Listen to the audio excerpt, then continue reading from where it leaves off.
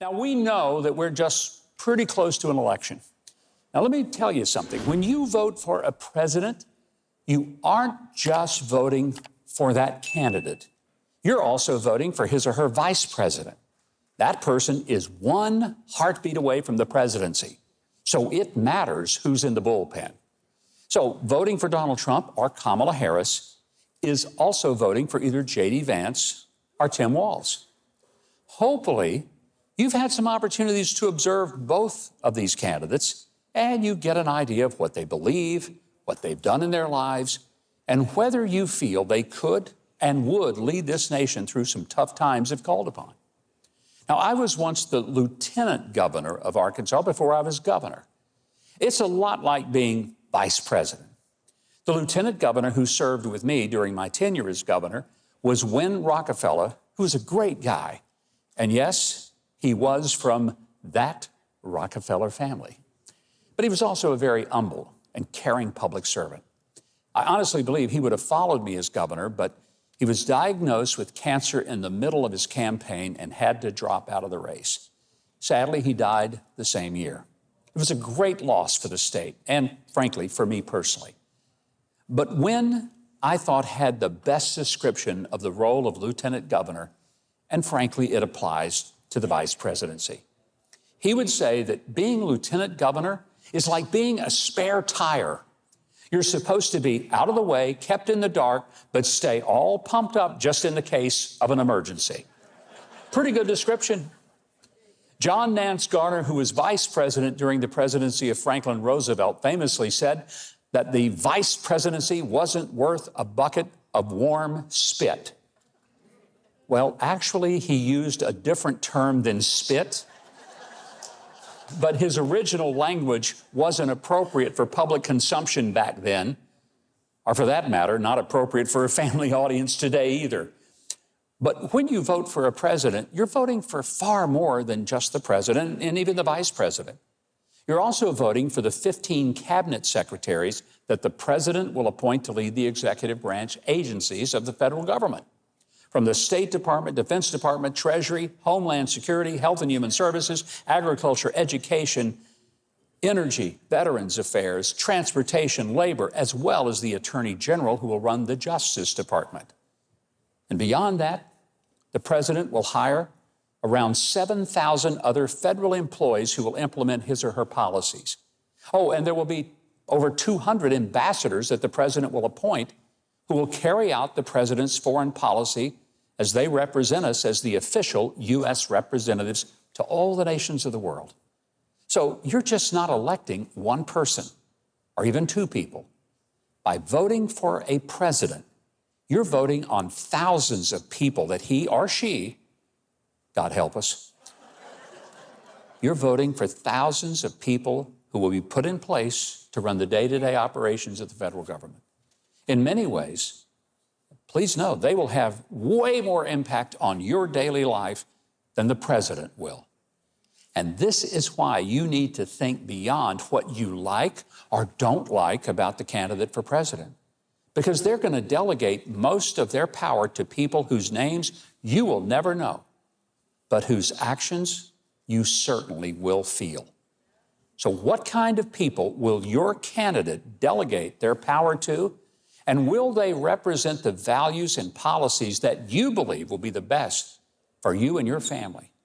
Because I'm telling you, that will ultimately be way more important than what a candidate says in a speech or in some campaign ad. I know Donald Trump pretty well. Frankly, I like him.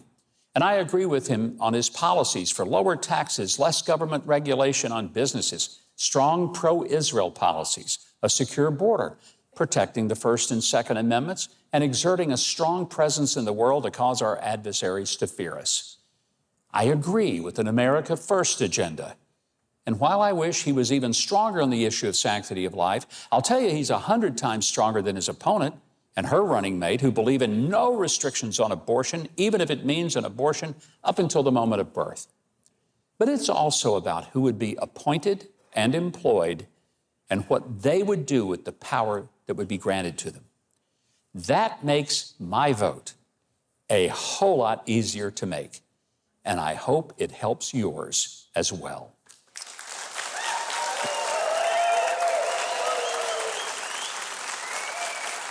Andrew Klavan is a man of many talents. He's a best-selling author. He's an Edgar Award winner and screenwriter. He's also a successful podcast host and essayist at the Daily Wire. He's out with an exciting new thriller novel called A Woman Underground. Would you please welcome, from the Daily Wire, Andrew Klavan.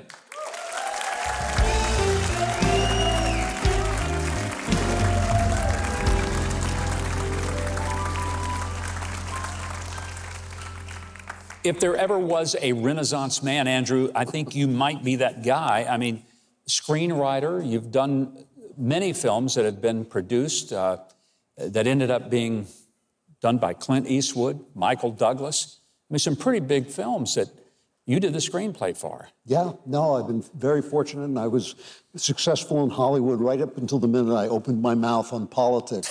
And then the phone stopped ringing instantaneously. So that really happened to you? It really did. It was very quick and disturbing, but I wouldn't do it any other way. I mean, I felt that we reached a point where they were making movie after movie attacking the wars on terror and showing Americans as the bad guys. Yeah. And I don't mind what your opinion is. I disagreed with that, but you don't make propaganda for the enemy while the soldiers are in harm's way. What a novel idea.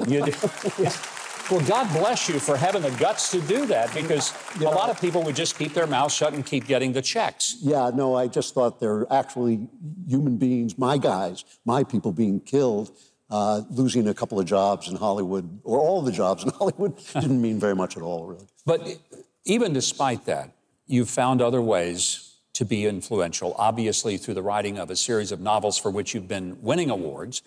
This latest one is called A Woman Underground. There are some women I think probably should be underground, but that's a whole nother story. We won't go there tonight because this one is fiction. This is fiction, yes. Okay. So this is not the historical account of any particular woman who is or should be. It's a thriller, and everyone who's talked about it says it's just one of those riveting stories. How do you come up with stories? Because I think sometimes it would be much harder to write fiction than it is to write the story that is, a real life story. Well, in some ways it is, because you have to figure out how everything happens and how it all unfolds. But usually it starts with a question of what would happen if? What would happen if in this book, the love of your life came back into your life and you realized she was in trouble and you had to get to her before somebody else, a bad guy, did. What would happen if you walked into your baby's room and the baby was gone? All these questions kind of pop into your head, and you sort of think about that and you think, that's a good story. If you were writing a story about this election, there are parts of it, depending on how it turns out, I hope it is fiction, but there could be some interesting aspects of even how politics plays out before our eyes. Put your real life hat on, because I know you do the podcast now and you're dealing with very current issues. What are the biggest stories that a lot of Americans don't even understand about the impact of this election and where it takes us? Well, the biggest story of all is the corruption of our news media. That's the biggest story because it sets the field for everything else. We're not seeing a candidate when we see Kamala Harris. We're seeing a creation of basically the entertainment industry, if you include the news media in that. And that's all a function of the creation of the internet, which has let more people speak and more voices come out, and they want to make that stop. And so they are basically selling us this kind of plastic image of a candidate. And so that is one thing. But the other thing is what you just said, is the way this government works. We now have, they call it, the deep government, the deep state, or anything like that. But we have a bureaucracy that in Donald Trump's term was actually working against the president of the United States. You talk to people who are in the Trump administration, and they'll tell you they had to fight to get what the president wanted done. So here's the guy that we elected and the people he appointed fighting people who have never been elected to anything. To anything, right, and are marshaled against him. And so what we're looking for, I think, is to take the government back. We're looking to take the government back for the people, which it really has not been, it hasn't been in our hands for quite some time. It's very, very disturbing to somebody who I love this country so much. I mean, I lived out of this country for a while. I lived in England, a lovely place to live. It's nothing like this. Let me tell you, this country is racist. This is the least racist country on earth. When they tell you, you know, that we don't have freedoms, we have these wonderful freedoms. This is the first time in my life that I've ever seen a government conspiring to silence people. Ordinary people, you have an opinion, they'll come in. If you protest abortion, they'll raid your house in the middle of the night. And so this is a really serious business because Donald Trump, he has his flaws like all of us, but he actually believes in the country as it stands. And I don't think we're any longer dealing with right and left. I think we're dealing with the founding of America and against the founding of America. I think that's a great way to put it. There's a lot more that I want us to get into, and that is a perfect place for us to pause. More of my conversation with Andrew Klavan is coming up, and I think you're going to want to stay around because I want to get into exactly what he's talking about. What he just said is maybe the most important thing that you need to think about between now and the time you vote, whether you vote early or wait until November the 5th. So please hang around for that conversation. But right now, Keith Bilbrey is going to tell you about some of the other great guests that we have lined up for you tonight. So stay put. Well, we've got some good ones. You don't want to miss the inspirational music from Christian artist Ryan Stevenson. And Jack Williams brings on the laughs with his friends Foster and Randall. Coming up next on Huckabee.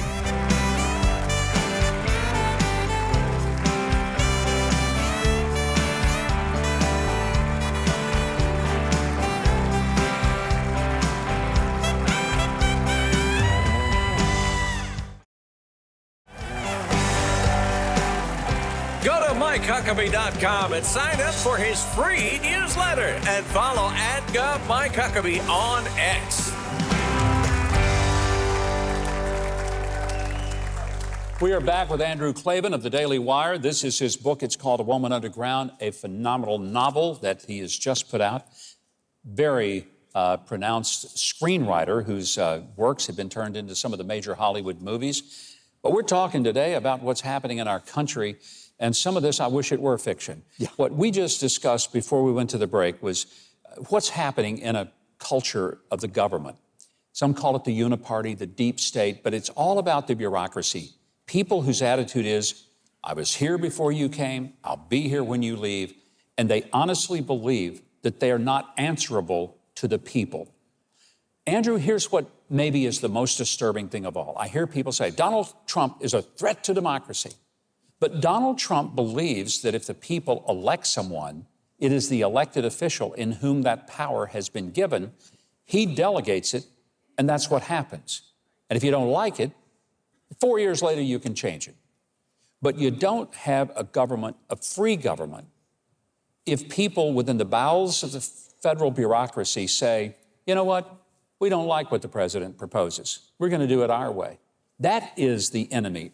It's of democracy. Absolutely true. And it's amazing, you know, it's laughable almost. They can't understand why the people would turn to a guy like Donald Trump, who's so blunt and bluff and says tough things and all these things. For 50 to 60 years, the people of this country have been told by the elites that their religion stinks, their country stinks, they're racist, they're, you know, anti-women, they're, you know, homophobic, or all these things. And finally, I think it was incredibly civilized of the American people to strike back with Donald Trump instead of showing up with pitchforks and torches outside their offices. And so this is a genuine, quiet, peaceful revolution of people who have been told so long that the things that they hold dear are no good. And the thing about it is, it's just like when we watched the debate between Kamala Harris and Trump, the media kept correcting Trump, and they were wrong, and he was right. The people are right. The people are right about this country. It was one of the only truly amazing revolutionary political ideas in history. You know, they keep calling themselves progressives, but the things that they're doing have been done since Pharaoh. The things that we're doing, this idea that the people rule and that we have this kind of ordered government, it's not quite a democracy, but it's kind of has a democratic republic. That idea is a brilliant idea. Yeah. And it worked so well until they started messing with it. And it can work well again, no question. And Andrew, the way they've messed with it is what disturbs me. They deny the reality of our very documents that are the basis of our law. There is no free speech. We can tell you when you have to shut up. If you disagree with us, we shut you down, and we even tell the social media companies what they can publish and what they can't. That, to me, is as frightening as anything that's happening in our government, a government that thinks that it has that power to basically say, you, the people, work for us. And I'm thinking, gee, when I read the Constitution, every one of the Bill of Rights, all of them, tell the government what it can't do. It never tells the people what they can't do. You know, I've worked my whole life in the arts. I've been in the arts my whole life. And the arts and culture affect people's minds and consciousness. And they have been using the arts and blacklisting people and keeping people like me out of the arts in order to sort of change people's minds without even knowing that their minds are changed. The way the culture works is it's like you're standing on the beach and the ocean comes in and takes the sand out from underneath. So we can win every election we want, but we keep losing the culture. We keep losing the argument because of the culture. And so that's one of the reasons I work, you know, you say it like I'm a Renaissance man, is because I'll do anything to get that culture changed. These people seriously believe that America was a mistake. And if you don't believe me, you know, you should look at Tim Walz, the vice presidential candidate. He is now rejiggering the educational system in Minnesota. And the guy he has doing that believes that America has written, America should be overthrown. America should be deconstructed and overthrown. That's the education he wants to bring into his state as the governor. These guys really believe that. Yeah. And they don't believe it for logic. They believe it because it's in the movies, it's in the books they read, it's in the culture all around them. So they just know it's true without thinking it's true. And I just think we have to change that. We have to start saying out loud, as bluntly as we can, you know, this is our country, not yours. And if you don't like it, go elsewhere. I hope we say it loud and clear when it comes to Election Day. If you'd like a link to Andrew's podcast or to purchase his latest book, this one right here, A Woman Underground, head over to Huckabee.tv. We have a link to his guest page, and we would love to have Andrew back and talk some more. But right now, Keith is going to tell all of you what great guests we have standing by on deck, and we have some good ones. Keith? Well, we sure can. The hilarious Jack Williams and his friends Foster and Randall are ready to make you laugh. And later, we'll hear how Stefanie Zaenker is empowering the Latino community to live the American dream. All this and more coming up on Huckabee.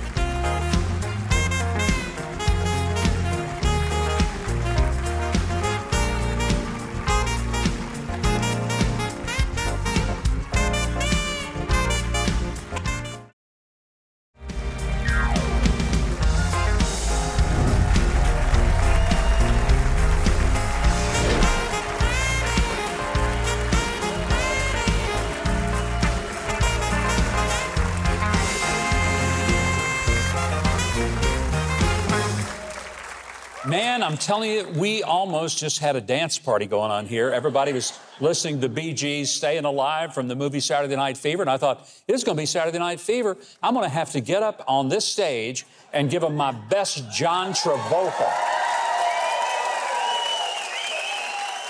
But then I realized I would probably be viewed as John Revoltus, and so I won't do it. Speaking of great music, this place has been rocking tonight because we've got the sounds of the best band anywhere you're going to find, not just in Music City, Nashville, anywhere, Trey Corley and the Music City Connection.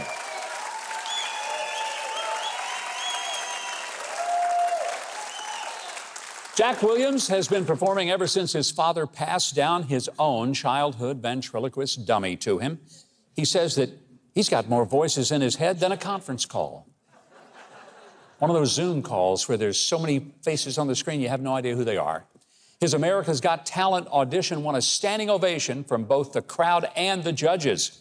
And he's got over 1.5 million followers on TikTok. Of course, after this show, that's gonna double. Would you please welcome Jack Williams?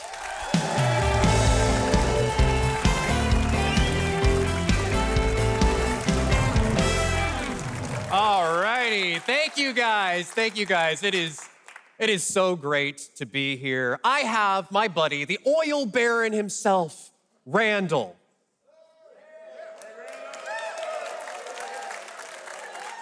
So you're an oil baron, yes. You've been in the industry a long time. I've been in the oil industry so long, I have an oil stain on my jacket that is over 2,000 years old. Wow. Where'd you get this oil stain from? Ancient Greece.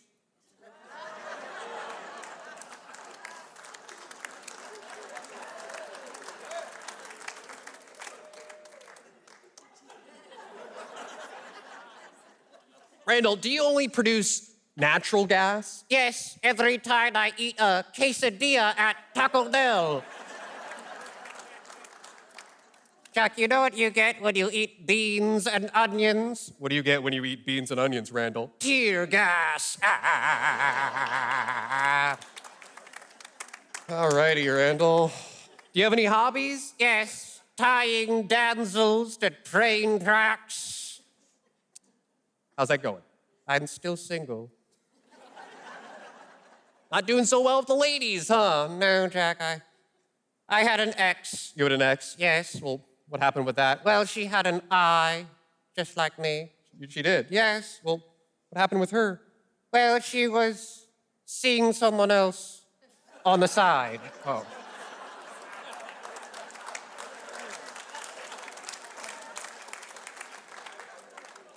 You get it? On the side because of my eye? You're on my side. Yes. Randall, what's something that you're really good at other than being an oil baron? Math. I am the smartest mathematician known to man. Okay. Let's see this in action, Randall. I have a calculator right here on my phone. In the audience, someone name a big number. 3,272,132.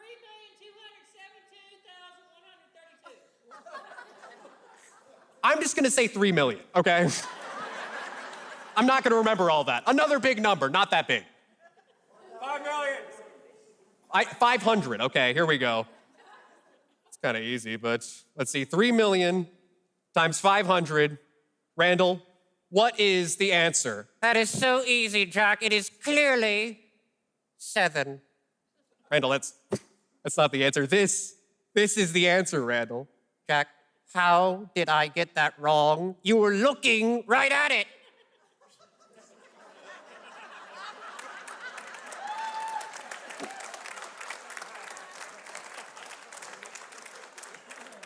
Ladies and gentlemen, give it up for Randall, the oil baron. Let him hear it. There we go. Thank you. Alrighty, guys. This next guy I have with me is my best friend in the whole world. Ladies and gentlemen, big round of applause for Foster. Let him hear it. There we go.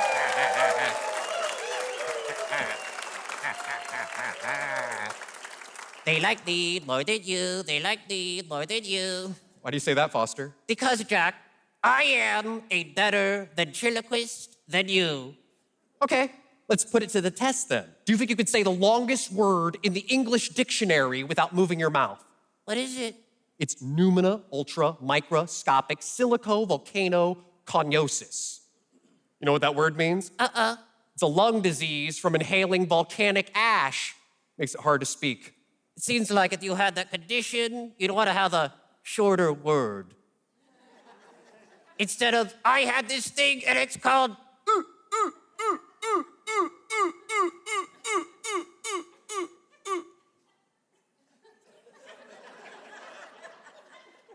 Foster?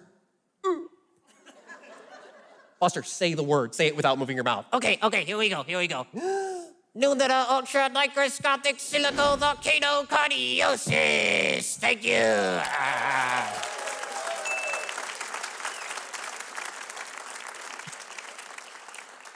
They like me more than you. They like me. Okay, Foster. You told me you were gonna dress up tonight. What happened with that? Well, Jack, I was gonna dress up. I was gonna wear this jacket that I got for Christmas, but I decided not to because it was way too ugly. Oh, okay. Well, what'd you do with this ugly jacket? I re-gifted it. Okay, well, who did you re-gift it to?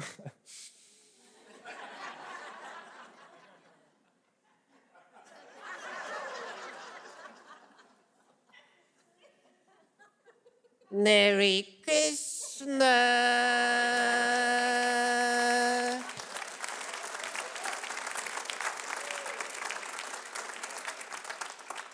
You know what, Foster? I like this jacket. You look like Nosferatu. Okay, Foster, I'm gonna do something I said I would never do. You wouldn't. I would. I'm gonna throw your voice. What?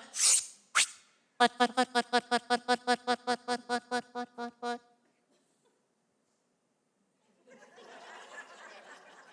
It's gone. You don't have a voice. What are you gonna do about it, huh? Foster, listen, I hear your voice coming back. Just listen. What?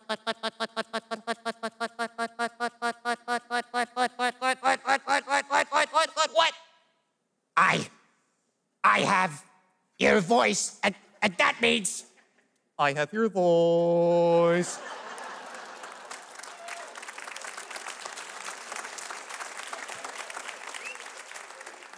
I don't like how I sound at all. I know, I sound like I sell insurance. Okay, Foster, you want your voice back? Yes, please. Here. Oh, that's better. Foster, are we good? We're good. Thank you guys so much. Thank you. Thank you. Thank you, Jack. Thank you. Thank you, Foster. If you want to see more of the amazing Jack Williams and his friends, you can book him also and follow him on social media. But here's what you got to do. You got to visit Huckabee.tv, and we will connect you to Jack Williams. Right now, Keith is going to throw his voice to all of you and tell you what's coming up next. So take it away, Keith. I can do that. Still to come. Author Sam Goodwin will have you on the edge of your seat when you hear his story of being wrongfully imprisoned in Syria. And next, activist Stefanie Zaenker with the insight on the all-important Latino vote for Trump. That's next on Huckabee.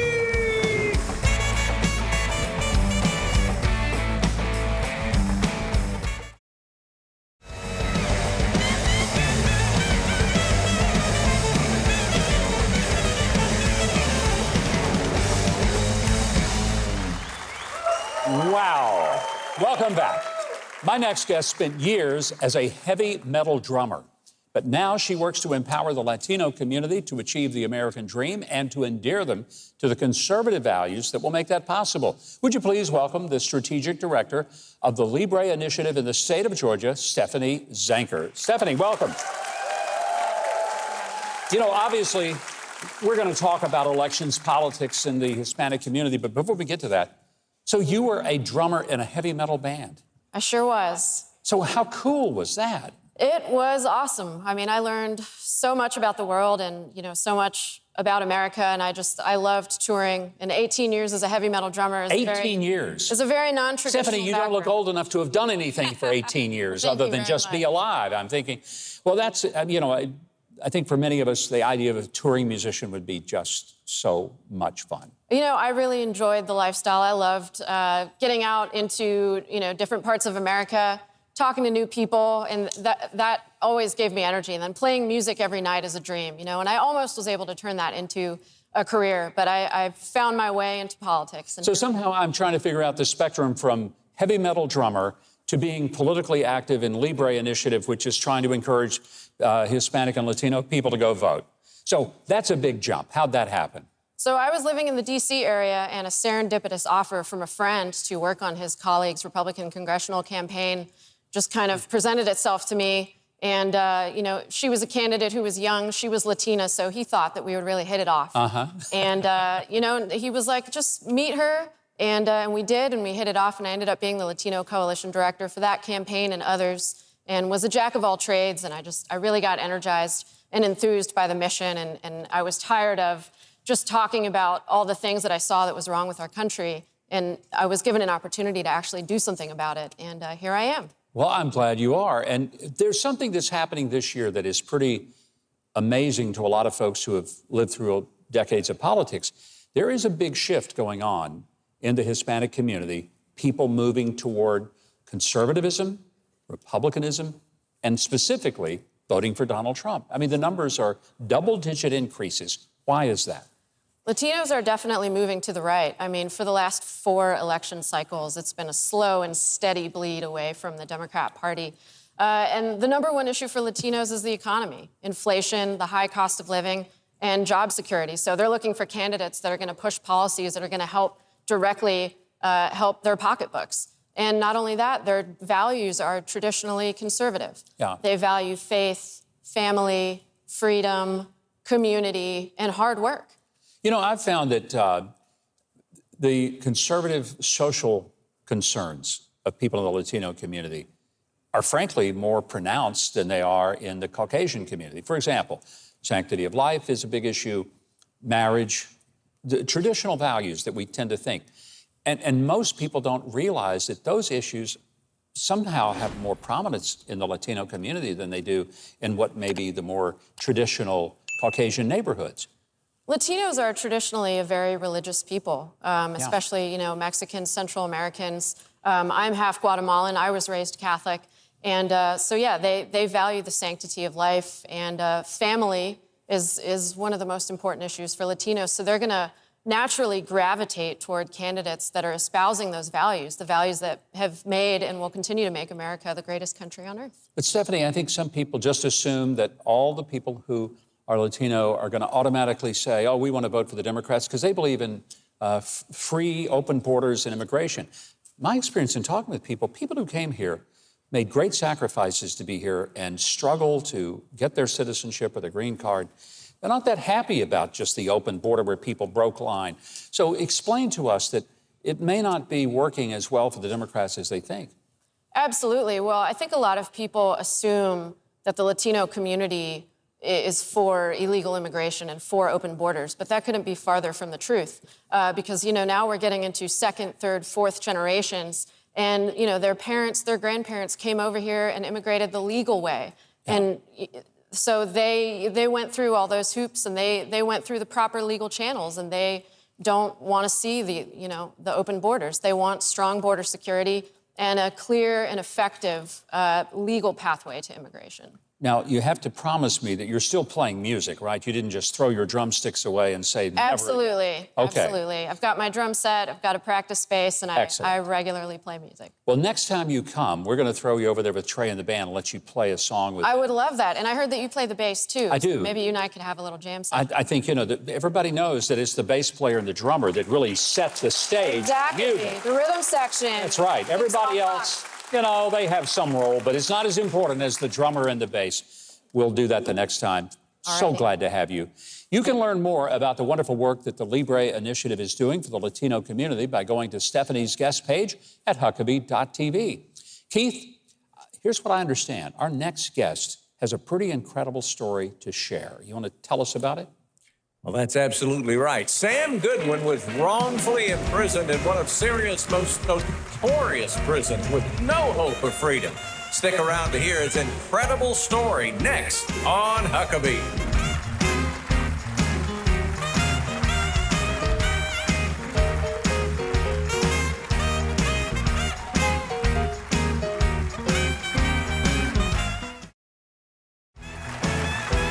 Go to Huckabee.tv and get your very own made in the USA Huckabee mugs, t-shirts, hats, and more for all of the Huckabee fans on your shopping list. Welcome back, everyone. My next guest is a former hockey player and tech entrepreneur who had this dream. He set out to visit all 193 nations on the planet. His plan got derailed a little bit because he was taken hostage in Syria, threatened with beheading, falsely accused of being a spy for the CIA, and put in jail. The incredible story of how his family got him home is told in this inspiring book, Saving Sam. Please welcome Sam Goodwin. Sam, welcome. Good to have you here. Thanks for having me. This is a story, if it doesn't become a major movie, somebody is missing one of the great opportunities, because this story is crazy. You know, I'm thinking about novels. We had Andrew Klavan on earlier. If someone had written this as a novel, it would be easier to believe than that it is the truth. So you decide you're going to go see the world. What on earth were you thinking going to Syria? One of the most important things I learned through my travel journey is that places that are negatively perceived or that Western media tells us we're not supposed to like, these were the same places where I often had many of my best experiences and where my perspectives were most meaningfully impacted. So despite everything that was happening there, I was confident that the same was going to be the case. And what happened in Syria that didn't turn out so well? Yeah, it was not the case. I was wrongfully detained, taken hostage, accused of being an American spy and collaborating with terrorists. And Syria was country 181 of 193, and nothing like this had ever happened anywhere else. You've gone to 181 countries, everything's smooth. Some of them, I'm sure, pretty unfriendly places, typically. But you go to Syria, and what, do they just show up at your hotel one day and say, come with us, you're under arrest? I was walking through a roundabout on the way to meet up with my guide when all of a sudden a black pickup truck abruptly pulled up next to me. 2 armed men jumped out of the back seat and instructed me to get inside. And thankfully, they weren't violent, but I didn't have a choice. And I was scared, confused. I had no information or anyone to help. I was desperately trying to understand what was happening. You know, we're so used to in America having the certain rights, right to an attorney, right to make a phone call. Do you have any rights? They give you any, hey, you want to call your family? You want to call somebody? You want to get a lawyer? Any of that stuff happen for you? I didn't have any of that stuff. I was denied a lawyer, denied a translator. They just continued to characterize me as a spy and a terrorist without providing any meaningful information about what might happen. The whole process was taking place inside this ideological vacuum and was not going to be impacted by anything I said or did. So you don't really, at this point, know what they think you've done, and they're speaking in a foreign language, not translating it for you. You must have been terrified. I was scared. I was stunned and in disbelief about what had happened. In just a few short hours, my life had spiraled out of control in the most terrifying of ways. I frankly, Governor, felt exactly the way they wanted me to. Yeah. Hopeless, utterly cut off from any control of my life. What is amazing about the story is not that you were captured. That's a big part of the story. But your family decided they're going to find a way to get you home. Your family, for heaven's sakes. I mean, your family lived in St. Louis. You know, it's not like they're diplomats, not like they have a gazillion dollars to pay off some people. How on earth did your family have the guts to say, by golly, we're going to get Sam home? My father works in civil engineering. My mother's a registered nurse turned educator. Both of them are smart people and have had relative success in their respective fields, but they're an average family from middle America. They had no idea what to do when their son went missing in the Middle East, but thankfully they began to act. And it turned out that my sister's former college roommate's uncle. Whoa, that's a long set of rules there. Was friends with the head of Lebanon's internal security, and he was able to go to his counterpart in Damascus and mediate my release when so many others were struggling to do anything. Now, you had some folks, that's worth some applause. I feel so fortunate. So the State Department, people in the U.S. government, were they helpful at all? They were very involved, and they were helpful. Yeah. They supported my family as best they could. Ultimately, it's not that our public servants are incapable or ill-intentioned. It just became a situation where they had limited resources given a lack of diplomatic ties between Washington and Damascus. Yeah, because it's not exactly like we have a very close relationship with the Syrian government right now. So that must have been. When your family finally was able to go through all these machinations, I mean, you were on the path to being beheaded or placed in prison for the rest of your life, never to see your family or America again. When did you find out that they had arranged for you to be released? I actually didn't know that until I was reunited with them in Beirut. So nothing was told to me until we actually were reunited. And I sometimes say, you talk about a movie or a film, sometimes I think about that moment when we were reunited.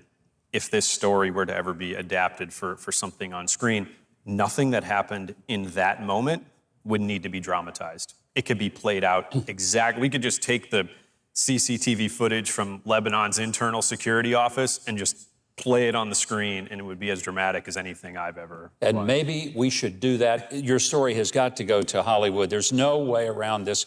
It's one of the most powerful stories, and the people that I know in the business, I'm going to say to them, you got to get this book. It's just a fascinating story. Like I say, you can wait till the film comes out, but I don't know when that's going to be. So go ahead and read the book, and you'll join me in saying, hey, Hollywood, when are you going to produce something like this? Because this is a story that must be told. Go to Huckabee.tv. We will give you links to get the book and learn more about Sam Goodwin or how to have him come to speak to your group in your community and tell his story.